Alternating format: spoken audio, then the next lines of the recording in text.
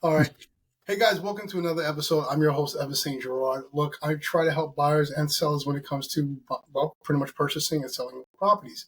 And one of the things that always comes up is the home inspection. Now, for a buyer, this can be daunting, and they don't do this on a regular basis. So, the buyers, I want to make this video for you, and I have a special guest. Tony, introduce yourself to the audience. Thank you, Evans. Thanks for having me on this evening. Buyers at home, hello, everybody. My name is Tony Chistoforou. My company is Touchstone Home Inspection. I've been in the business for going on 23 years now. We cover all of the boroughs, Long Island. We're in Manhattan. We go to the Bronx, Lower Westchester. We cover a pretty good area. And we do residential, commercial inspections, co-ops, condos. We do pretty much everything having to do with real estate inspections and property inspections. Now, Tony, one of the first thing that homeowners, home buyers, soon-to-be home buyers, have, the question is basically for the first-time home buyers. This is one of the questions that I got. What's something that a first-time buyer can expect to learn when they're doing a future, home inspection with you? Yeah, so you're going to learn a lot of things. So a lot of people think that, I'll just bring, Uncle Joe along during the home inspection, and that's fine. Uncle Joe's welcome to join us. But having a trained professional eye along with with you for a home inspection is great. You get a second set of eyes. A licensed professional, licensed professional with you, an insured professional with you, someone that has something on the line, something to lose, and not a contractor that has something to gain, which is renovating a bathroom or a kitchen or making a repair that might be necessary. But it's not really giving you the full picture, right? A contractor is going to say, hey, yeah, we need to redo the kitchen, but they're not going to pinpoint certain areas or defects that we are going to find during the home inspection.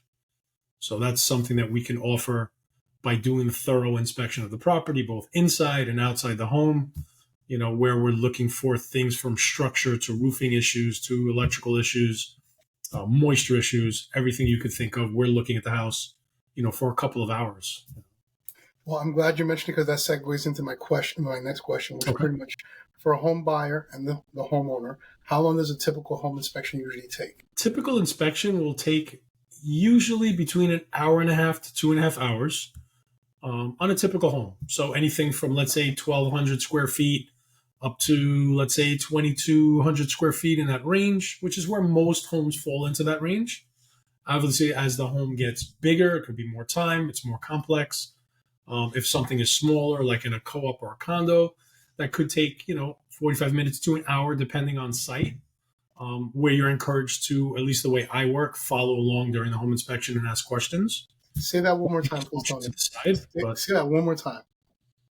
Follow along during the home inspection and learn exactly what the systems are, where they are, how to drain and fill your boiler, where your circuit breakers are, where the water main shutoff is in the home.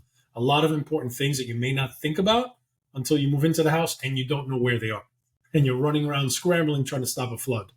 There's a reason why I had you on, and especially with this topic, because I do home inspections with my clients majority of the time if I'm working with the buyer. And sometimes, I've been doing this for over 12, 13 years now, and sometimes buyers are so enamored with the house, all they're focusing about is basically where I'm going to put the couch, where I'm going to put the TV, and they're not listening to the home inspector. And it's vital information that the home inspector is giving you, and stuff that pretty much later on when you purchase the house, well, what do I do? And you call me 5 months, 6 months later. I'm like, the home inspector did mention this. Were you listening? Clearly you weren't. You have to listen to what the home inspector is telling you so that way you don't have any surprises later on. You're like, well, I didn't know about this. Have you paid attention to the home inspector instead of looking at your phone? Okay, there's a sale. We can buy the couch now. No, don't buy the couch now. Listen to what the home inspector is telling you. Because guess what? Tony's been doing this for over 20 years. He's seen everything. And he's going to give you the best advice possible when it comes to when you're purchasing the house. Here's what you need to look at basically when you actually own the house. Here's some systems. Here's things that are going to help you save you money in the long run. My other question I had for you, as I'm going on this tirade, what are some things that buyers are surprised to find out about within the house that they probably didn't know about, or something that you see that buyers like have no clue about when you're doing the home inspection?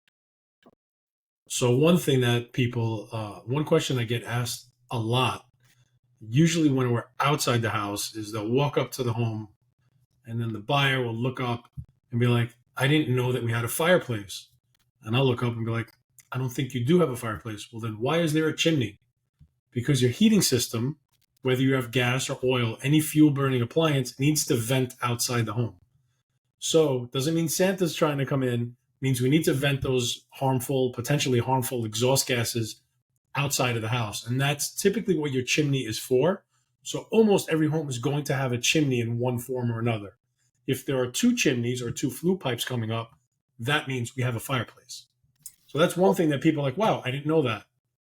Well, this leads to my next question. Is it okay for the buyers to ask you questions? I can speak for myself and say absolutely yes. But if it becomes the buyer and the uncle and the cousin and the father and the contractor, everybody at once, sometimes we'll have to kind of sort through that and put some people aside because it's too much. But yeah, I encourage my buyers to be present for the inspection, to ask questions, to tag along until they get bored at least. Then I hand them, and usually I'll give them a tape measure and they can go measure for where the couch is and what's going on in other areas. But I like them with me at least for the exterior and the basement, the mechanical systems, the heating system. I can explain everything to them. All right, one thing I wanted to add to what you just said, typically in a home inspection, I'm just thinking when we had the COVID era when we were showing houses and we're doing home inspections, majority of people, especially depending on who the homeowner is, they usually just like for the person who's actually purchasing the house, the two decision makers, whether it's mom and the daughter, husband and wife, brother and brother, whoever, whatever the combination, whoever the decision makers are that are purchasing the house, those are the main people that should be at the home inspection. Your uncle, Sally, Bob, the builder, those people don't need to be I said open house. I meant the home inspection. It's not an open house. This is what I'm trying to say. This is not an open house. The chance for them all to see the house is pretty much when we're showing the property. And only the main people should be at the property. When you're doing a home inspection, it should be you, whoever the main decision makers are for the home inspection should be at that home inspection. After everything's said and done, you purchase the house. If you want to show them the house later on, after you own the property and they give you the keys, show them then. But you really need to, I want to avoid as much distraction as possible when you're doing the home inspection. So that way you can focus on what your home inspector is telling you, and then you can actually get a visualize, okay, this is what he meant by this. Okay, sometimes it doesn't click as you're being told this because you don't hear this on a regular basis. Tony hears about this, and I hear about this all the time. So as you're seeing there, sitting there paying attention, and you're like, okay, now this makes more sense to me. All right, and my other question I have for you, if the home inspector finds issues, how can buyers know what's the real deal breaker and what's manageable? It's a common question that buyers have. Common question, great question. And I think a lot of this starts with you guys, Evans. I know you handle, your buyers, you prep them properly, you let them know what to expect also during a home inspection. Yep. I also try to do the same thing with buyers so they have a realistic expectation, because most homes in New York State are basically sold as is, meaning that, the seller doesn't have to correct a lot of things that we might find.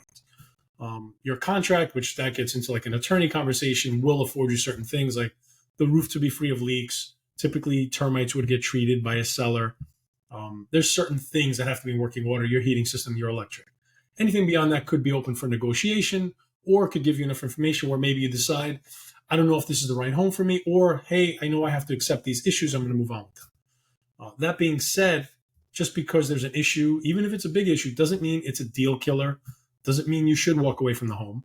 It just means you need to think about it and have a conversation with your realtor or your attorney or both and figure out what the course of action is going to be.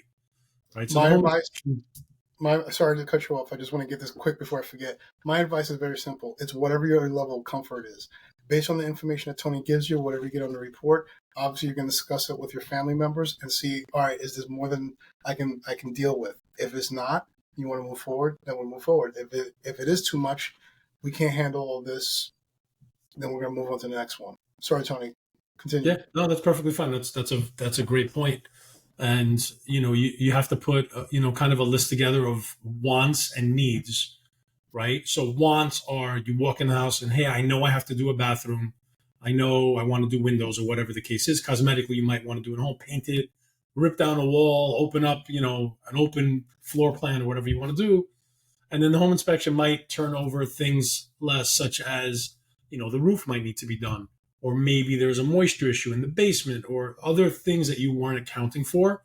And I run into this a lot with renovation loan consulting that I do, where people have a lot of wants, but the wants have a specific price tag, but there's also needs that could add to the price tag. So you just got to line up. So it doesn't mean you're going to walk away. And as a home inspector, I feel my job is to not only identify potentially issues, but also provide solutions for those issues or conditions that come up, right? So it's not the end of the world. Okay, so the boiler is old or whatever the case is, but it doesn't necessarily mean to change it right away. Maybe we could fix it. We can get it serviced. We could squeeze another 5-10 years out of it potentially. Or maybe we will have that conversation with the seller and you can use it to your advantage potentially to buy the house, or maybe get a lower price, or maybe they'll take care of it for you or give you a credit. It really depends. If the house is priced right and there's a lot of activity in the house, you have to weigh your pros and cons about what the house is. If it is sold as is, what you're comfortable buying. I'm like, all right, can I buy this house just the way it is, and I'll deal with everything else on my own time frame. A lot of people make the mistake. They buy the house. They're like, okay, I'm going to do everything the same weekend. No, you have plenty of time. You don't have to do everything on one weekend. I'm going to fix the boiler. I'm going to fix the roof. I'm going to take the carpeting out. I'm going to do something with the walls and whatnot. You don't have to do everything in the same weekend. Pace yourself. You have, when you're purchasing a house, you have your whole life basically to do with whatever projects that you want to do throughout the life of the time that you're living in that property. And the other question I have for you, pretty much you've been doing this for about over 20 years, right? Yeah, correct. A little over 20 years. What are some of the smartest questions that you've heard from clients basically that have asked you that you're like, wow, okay. So people ask me, people that, and I'll go back to a prior statement you were making about people paying attention during the inspection. Yeah, you could bring some people along. It's better to be there, to be engaged. So when my buyers that are with me are engaged in the inspection, when I say things, they'll ask me, hey, so how do I do the maintenance on the boiler? Or how long is this boiler or heating system, or, plug in any appliance or system? How long is it supposed to last? Right? How do I do roof maintenance? What am I supposed to do? How often should I clean my gutters? What does it mean? Or they'll actually point things out sometimes when I walk up to a home and be like, hey, I noticed that I see some stains on the walkway. What is that? And then I can explain to them, hey, it's because the gutters maybe are clogged, or the downspout is not diverted properly, or potentially the concrete is pitched back towards the home. And that's creating an issue with moisture. So now we go in the house, we know what to look for in the basement. So being prepared as a buyer is important. Now with Google, you can get all the information you can online. Don't go too crazy with it. Don't bring me a whole Google sheet and a list of things, but it's good to have some questions lined up. And people that are paying attention during the inspection, I feel like, ask the best questions because they're engaged and they know what's going on. They're not distracted by the little kids that they brought along running around, which I understand. I have 2 boys. I get it. But if you can leave them at home for the inspection, it's better, because a lot of times kids are screaming and running around and grabbing stuff, and you have to stop them and entertain them or change diapers rather than focus on the home inspection. Well, I don't have any kids, but I'm just speaking to the parents that have little ones that are running around. If there's a couple, basically maybe one of you focus on the kids while the other one's actually paying attention to what the home inspector is saying. And then if the home inspector is okay with that, maybe record what he's saying so that way the other person can hear it later on when the kids are finally rested or sleeping, whatever you want to call it. I think that's pretty much it. I think the whole purpose of these videos is to give people ideas and answer some of their questions, and just to get them comfortable. Basically, when they do purchase a home, no home is going to be perfect. Even the brand new renovated homes or brand new built homes are going to have some stuff in them. And that's one of the things that we want to make sure people understand, that there's going to be some issues, but there are remedies for some of these issues. And you just have to go in with a clear mind and have an understanding. All right, you know what? It's not the world's not ending. Tony's telling me that basically I can do this or this or this or this.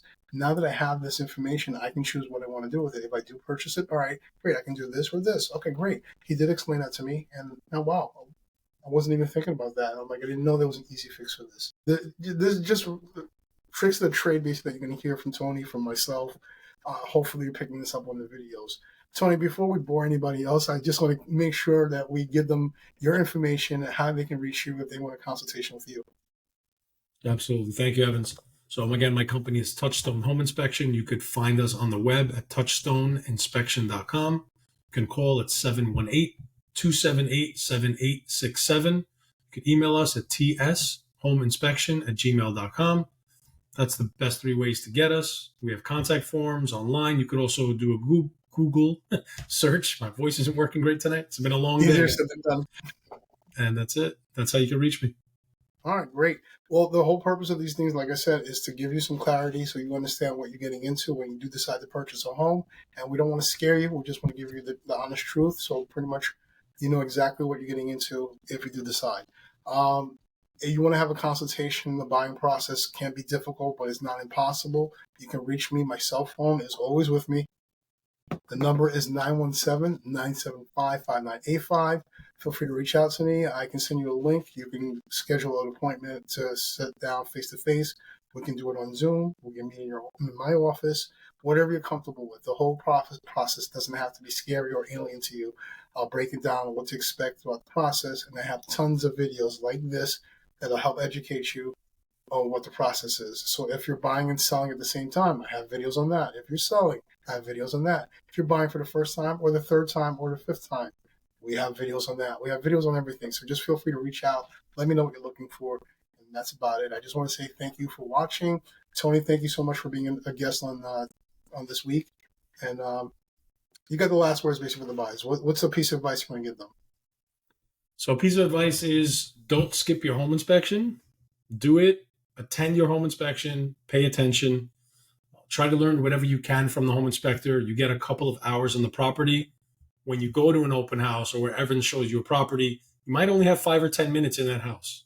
So you get an opportunity, in addition to getting valuable information, how to maintain it, improve it, fix it, whatever, also to spend some extra time in the house, get a feel for it, maybe measure, see how big the rooms are, and all that good stuff. So don't skip the inspection. Show up, read your report, or at least the summary, read some of it at least, and communicate with your realtor and your attorney and let them know kind of where you're at.